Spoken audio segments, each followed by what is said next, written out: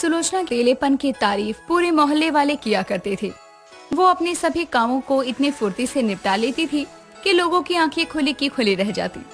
जो काम लोगों को घंटों लग जाते करने में, वो काम रजनी कुछ ही मिनटों में कर लिया करती।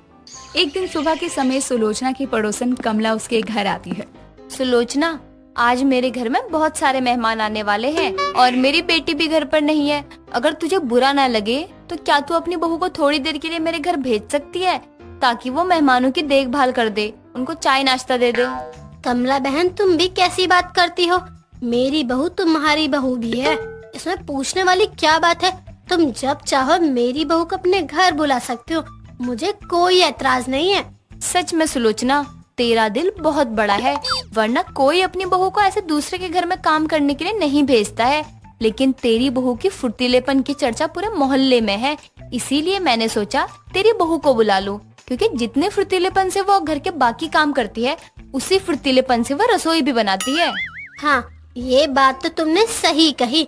जब तक लोग काम करने की सोचते हैं, तब तक मेरी बहू सारे काम कर देती है।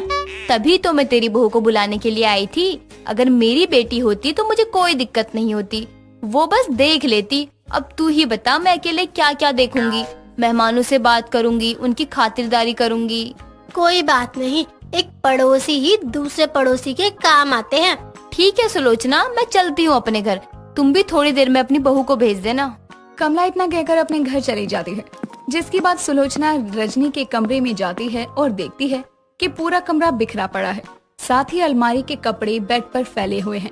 तभी सुलोचना रजनी से कहती है, बहू, मैं तो तुझे यहाँ ये बताने आई थी कि तुझे कमला आंटी के घर जाना है। उनके घर मेहमान आने वाले हैं और वो बेचारी अकेले ही सब संभाल नहीं पाएगी।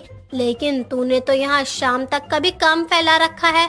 माँ जी, आप चिंता क्यों करती हैं? ये काम तो मेरे लिए चुटकियों का है। आप चलिए, मैं थोड़ी देर में आती हूँ, यूँ काम खत्म करके। यूँ कहने से यूँ काम नहीं हो जाता है, बल्कि काम करने से काम खत्म होता है। मुझे नहीं लगता कि तू अपना सारा काम खत्म करके कमला के घर जाकर उसकी रसोई संभाल पाएगी। माँ जी, मैंने कहा ना कि आप चिंता मत कीजिए, मैं सब देख लूंगी। मैं अपना काम भी खत्म कर लूंगी और कमला आंटी की मदद के लिए भी चली जाऊंगी। वो तो तेरा बिखरा हुआ कमरा देखकर ही लग रहा है कि तू कितनी मदद कर पाएगी कमला के घर। सुलोचना इतना कहकर वहाँ से चली जाती है। थोड़ी देर बाद रजनी अपना सारा काम खत्म करके कमला के घर जाने लगती है। तभी सुलोचना रजनी को दरवाजे पर रोकती है। कहाँ जा रही है बहू? कोई जरूरत नहीं है कमला के घर जाकर मना करने के लिए कि तू नहीं आ पाएगी। मैं उससे फोन करके मना कर दूंगी, कह दूंगी तेरी तबीयत खराब है। माँ जी, जरूरत क्या है उन्हें मना करने की?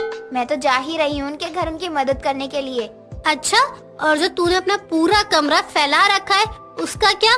माँ जी, मैंने वो सब सेट कर दिया है। लगता है आप भूल गई हैं कि आपकी बहू फुर्तीली बहू है, जो हर काम को झटपट कर देती है। मैं आती हूँ थोड़ी देर में। रजनी इतना कहकर कमला के घर जाती है, जहाँ बहुत सारे मेहमान बैठे हुए थे। तभी कमला रजनी के पास आती है। बहू, मैं कब से तेरा इंतजार कर रही हूँ, मुझे लगा कि तू नहीं आएगी। आज मेरी इंसल्ट पक्की है। आप किस फुर्तीली बहू के होते हुए आपको लगता है कि आपकी इंसल्ट हो सकती है? आप इन्हें बातों में लगाइए और थोड़ा सा समय दीजिए, बस फिर देखिए अपनी फुर्तीली बहू की रसोई का कमाल। बहू, जो करना है जल्दी कर ले, तू अकेले कर लेगी ना सारा काम? कोई दिक्कत तो नहीं है ना? या मैं चलूं तेरे साथ मदद के लिए? नहीं आंटी जी, आप बैठिए सबके साथ, मैं अभी सब बना कर लाती हूँ। रजनी इतना कहकर रसोई में जाती है और कुछ टाइम में ही खाने की अनेकों चीजें बनाकर मेहमानों के सामने ले आती है। सभी उसकी रसोई में बने सभी खानों की बहुत तारीफ करते हैं। साथ ही कमला का रजनी का फुर्तीलापन देखकर सर चकराने लगता है कि उसने इतना कुछ इतनी जल्दी कैसे बना लिया।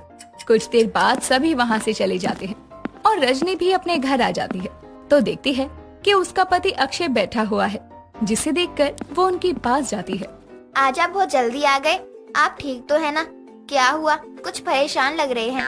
अरे नहीं बाबा, परेशान नहीं हो, बस वो काम ज्यादा था ना, तो उसके चक्कर में सुबह से कुछ खा नहीं पाया। बहुत भूख लगी है, जल्दी से कुछ मिल जाएगा खाने के लिए।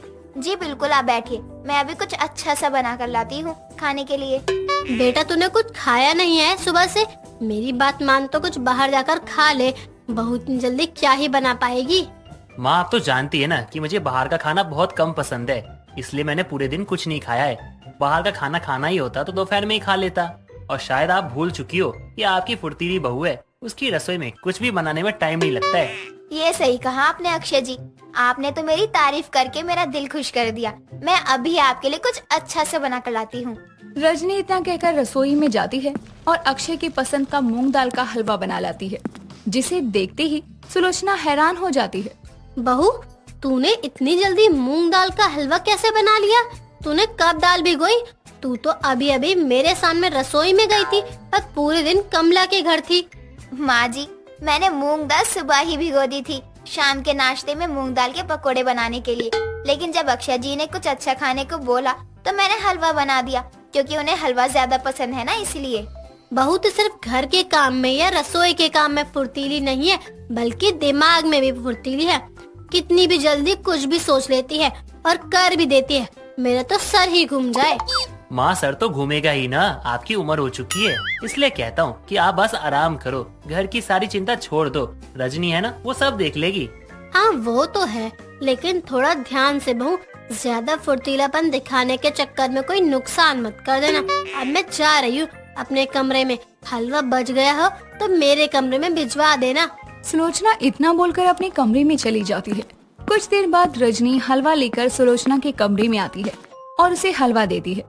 बहू, अब भूख नहीं है मुझे, मेरे लिए रात का खाना मत बनाना, मैं नहीं खाऊंगी। जी माँ जी। रजनी इतना कहकर अपने कमरे में चली जाती है और अगले दिन सुलोचना उठकर बाथरूम में जाती है तो टोटी में पानी नहीं आ रहा था। सुलोचना हॉल में जाती है तो देखती है कि अक्षय भी टॉवल में पूरे घर में घूम रहा है। तभी उन्हें बाहर से शोर सुनाई देता है। दोनों बाहर निकलकर देखते हैं तो सभी मोहल्ले वाले पानी न आने पर एक दूसरे से बहस कर रहे थे और सुलोचना कमला के पास जाती है। क्या हुआ कमला बहन, ये मोहल्ले में किस चीज का शोर हो रहा है? पानी क्यों नहीं आ रहा? पानी की पाइपलाइन में कोई दिक्कत हो गई है क्या? हाँ सुलोचना बहन, सुनने में आया है कि 3 दिन पानी नहीं आएगा। हमारे तरफ की पानी की पाइपलाइन टूट गई है, काम चल रहा है, इसीलिए इन्होंने सिर्फ 2 घंटे के लिए रात में पानी दिया था। कब आया कब चला गया किसी को पता भी नहीं चला। माँ, अब मैं ऑफिस कैसे जाऊँगा और खाना पीना कैसे बनेगा? बिना पानी के तो कुछ भी नहीं होगा। मोहल्ले में पानी न आने की वजह से सभी परेशान होते हैं। तभी रजनी मंदिर से घर आती है और मोहल्ले में भीड़ देखकर अपनी सास के पास जाती है। क्या हुआ माँ जी, किस बात की भीड़ लगी है सुबह सुबह? बहू, जब पानी नहीं आ रहा तो तू नहाई कैसे? पूरे मोहल्ले में पानी नहीं आ रहा है। हाँ माँ जी, पता है मुझे। मैं कल रात में जब सब्जियाँ लेने गई थी तभी मैंने टूटी हुई पाइपलाइन देख ली थी। तो जब रात में 1 बजे पानी आया तो मैंने छत पर रखी दोनों टंकी में पानी भर लिया था और रसोई का भी सारा काम खत्म कर लिया, खाना भी बना लिया था। तो हमें पानी के लिए परेशान होने की जरूरत नहीं है। रजनी का फुर्तीलापन देखकर सभी मोहल्ले वाले दंग रह जाते हैं। जहां मोहल्ले वाले पानी की बूंद के लिए तरस रहे थे, वहीं रजनी के फुर्तीलेपन की वजह से सुलोचना के घर में पानी की कोई भी परेशानी नहीं होती। रजनी एक गरीब लड़की थी, वहीं दूसरी तरफ यश एक अमीर लड़का था। दोनों एक ही कॉलेज में पढ़ने के बाद भी एक दूसरे से नहीं मिले थे, क्योंकि रजनी कॉलेज के 2nd ईयर में थी और यश फाइनल ईयर में। इत्तेफाक से दोनों का एग्जाम सेंटर एक ही पड़ जाता है। जहां एक तरफ अपना एग्जाम सेंटर देखकर यश खुश था, वहीं दूसरी तरफ रजनी परेशान थी। रजनी हाथों में फोन लिए बार बार एग्जाम सेंटर की लोकेशन चेक कर रही होती है। तभी उसकी फ्रेंड कनिका वहां आती है और कहती है, रजनी, तूने अपना एग्जाम सेंटर देखा? कितनी दूर है यार, अब तू कैसे जाएगी? इतनी दूर तेरे पास तो पैसे भी नहीं रहते। कॉलेज तो तू पैदल ही आती है, लेकिन इतनी दूर एग्जाम सेंटर पैदल कैसे जाएगी? वही तो मैं भी सोच रही हूँ यार, पिताजी को भी छुट्टी करने के लिए नहीं बोल सकती, उनकी 1 दिन की दिहाड़ी कट जाएगी। बड़ी मुश्किल से वो मुझे पढ़ा रहे हैं ताकि जल्दी से मेरा कॉलेज पूरा हो जाए और मैं उनकी मदद कर पाऊँ। एक काम क्यों नहीं करती तू, टाइम से निकल और बस से चली जा। वैसे भी लड़कियों के लिए तो बस फ्री है ना, तेरी टेंशन खत्म। नहीं यार, एग्जाम सेंटर बहुत अंदर है, वहाँ सिर्फ अपनी सवारी से ही जा सकते हैं या तो पैदल जा सकते हैं। अपनी सवारी तो मेरे पास है नहीं, तो मैं पैदल ही जाऊंगी। पैदल से अच्छा है कि जहाँ तक बस से जा रही है वहाँ तक चली जा, पूरा रास्ता पैदल जाने से तो अच्छा ही है।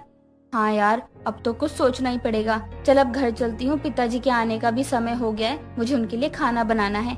रजनी इतना कहकर अपने घर चली जाती है। और रसोई में खाना बनाने लगती है। कुछ देर बाद उसके पिता गोपाल काम से घर लौटते हैं तो देखते हैं कि रजनी लैंप जलाकर खाना बनाते हुए हाथों में किताब लिए पढ़ रही है, जिसे देखकर गोपाल कहता है, अरे बिटिया, ये क्या कर रही है? पहले आराम से बैठकर खाना बना ले या थोड़ी पढ़ाई कर ले। एक साथ दो काम कर रही है तू। तुझे कहा है ना मैंने कि कोई भी काम शांति से करनी चाहिए। अब आधा दिमाग तेरा पढ़ाई में है और आधा खाना बनाने में। पिताजी, वो ना लैंप में मिट्टी का तेल कम है, ज्यादा देर तक रोशनी नहीं रहेगी और काम दोनों जरूरी है, इसलिए मैं पढ़ाई और खाना दोनों एक साथ ही कर रही थी। 2 दिन बाद मेरे एग्जाम चालू हैं पिताजी।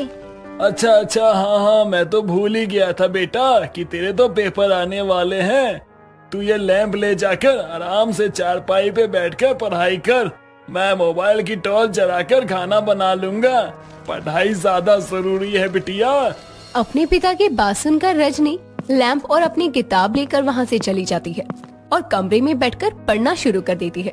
एक तरफ गरीब रजनी इतनी गर्मी में बिना लाइट पंखे के एग्जाम की तैयारी में लगी थी, वहीं दूसरी तरफ यश अपने एसी वाले कमरे में आराम से बैठा एग्जाम की तैयारी कर रहा था। समय बीतता है और दोनों के एग्जाम स्टार्ट हो जाते हैं। एक दिन रजनी बस के इंतजार में बस स्टैंड पर खड़ी बस का वेट कर रही थी कि तभी उसके पास कनिका की कॉल आती है और वो कहती है, तेरा एग्जाम का टाइम हो रहा है, कहाँ है तू? एग्जाम सेंटर जाने के लिए निकली है या नहीं? यार निकल तो गई हूँ, लेकिन बस ही नहीं आ रही और मेरे पास इतने पैसे नहीं हैं जो मैं इतना किराया लगा सकूं। मैं समझती हूँ तेरी मजबूरी। एक काम कर, तू धीरे धीरे पैदल ही निकल जा, वरना देर हो जाएगी। बात तो तू सही कह रही है, यहाँ खड़े होकर तो रास्ता कटेगा नहीं, थोड़ा आगे चलकर ही देख लूं, बस शायद मिल जाए। तू फोन रख, मैं तुझसे बाद में बात करती हूँ।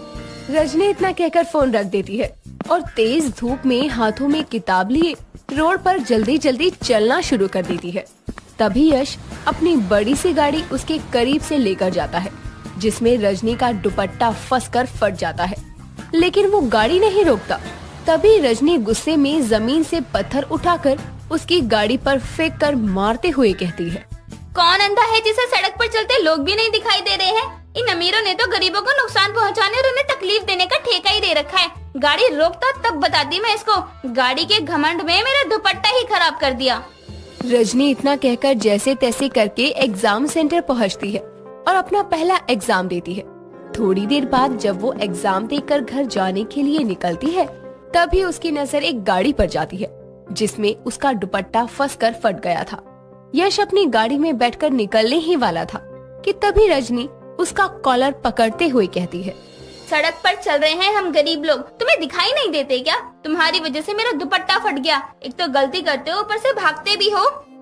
देखिए, मैंने ध्यान नहीं दिया होगा, सॉरी, मुझसे गलती हो गई। एक पल के लिए मुझे लगा था कि कोई कुछ कह रहा है, लेकिन मेरा एग्जाम टाइम हो गया था तो मैं जल्दी में था, इसलिए गाड़ी नहीं रोकी। क्या बात है, आज पहली बार किसी अमीरजादे को एग्जाम के लिए इतना सीरियस देख रही हूँ। सॉरी, मैंने कुछ ज्यादा ही बोल दिया, लेकिन अच्छा लगा कि आज किसी अमीर ने गरीब को सॉरी बोला। अरे मेरे मन में कोई अमीर गरीब का भेदभाव नहीं है, मुझे इन चीजों से क्या फर्क पड़ना है। लेकिन तुम्हें देखकर पता नहीं क्यों ऐसा लग रहा है कि मैंने तुम्हें पहले कहीं देखा है। तुम कौन से कॉलेज में पढ़ती हो? मुझे भी ऐसा ही लग रहा है। वैसे मेरा नाम रजनी है, मैं खालसा कॉलेज से हूँ, 2nd ईयर। क्या बात कर रही हो? मैं भी वहीं से हूँ, लेकिन फाइनल ईयर में। मेरा नाम यश है। बताओ, एक ही कॉलेज में होने के बाद हम यहाँ एग्जाम सेंटर के बाहर मिल रहे हैं। चलो कोई बात नहीं, ठीक है, फिर मुलाकात होगी। अब मैं चलता हूँ। यश इतना कहकर अपनी गाड़ी में बैठकर वहाँ से चला जाता है। कुछ देर बाद रजनी भी अपने घर आ जाती है। ऐसे ही कुछ दिन और बीतते हैं। तभी एक दिन रजनी एक कमरे की खिड़की के बाहर खड़ी, जहाँ उसके बगल वाले एग्जाम के सब्जेक्ट की क्लास चल रही थी, वहीं पर नोट्स लिख रही थी। तभी यश वहाँ आता है और पीछे से उसके कंधे पर हाथ रखते हुए कहता है, अरे रजनी, तुम यहाँ खिड़की पर खड़ी होकर नोट्स क्यों लिख रही हो? क्लास में जाओ ना, अगर तुम्हें नोट्स ही लिखना है तो। नहीं, मैं नहीं जा सकती। इस क्लास की फीस बहुत ज्यादा है, जो कि मेरी औकात से बाहर है, इसलिए मैं बाहर से ही क्लास ले रही हूँ। वैसे भी जरूरत तो क्लास लेने की है ना, फिर चाहे वो मैं इसी रूम में बैठ कर लूँ या धूप में खिड़की के पास खड़ी होकर। लेकिन तुम यहाँ कैसे? वो ऐसे कि इस रूम के बगल वाले रूम में नेक्स्ट एग्जाम की प्रिपरेशन चल रही है मेरी। और वैसे भी ये ट्यूशन यहाँ का बेस्ट ट्यूशन सेंटर है। जानती हूँ, इसलिए आई हूँ क्योंकि मैं यही 2 गली छोड़कर रहती हूँ। अरे तुम फोन से पढ़ाई क्यों नहीं करती हो? आजकल तो सब कुछ ऑनलाइन है, सबकी क्लासेस ऑनलाइन ही हो जाती है। मैं भी अगर ट्यूशन नहीं ले पाता ना तो ऑनलाइन ही तो पढ़ता हूँ। तुम अमीर हो, कुछ भी कर सकते हो, लेकिन हम जैसे गरीब लोगों के पास एंड्रॉइड फोन नहीं होते। जितने का एंड्रॉइड फोन आएगा उतने में तो हमारे पता नहीं कितने काम निपट जाएंगे।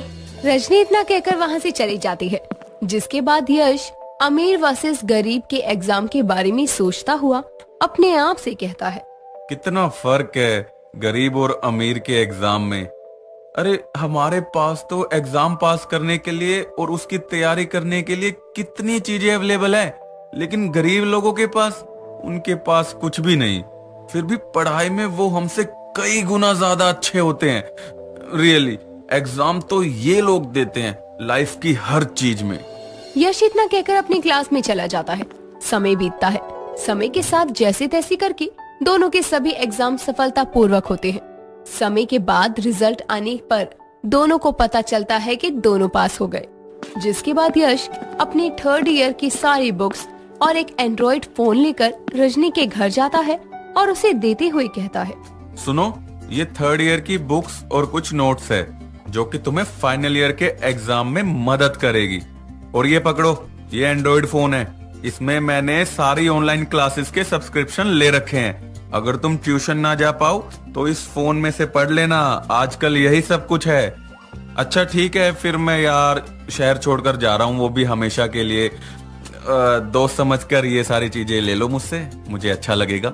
यश की बात सुनकर रजनी उसकी दी हुई चीजें लेने से मना नहीं कर पाती और उसके हाथों से सारा सामान ले लेती है, जिसके बाद यश वहाँ से चला जाता है और पहली बार किसी अमीर की वजह से किसी गरीब का भला होता है। क्या लगता है दोस्तों, क्या यश ने जो किया वो सही किया?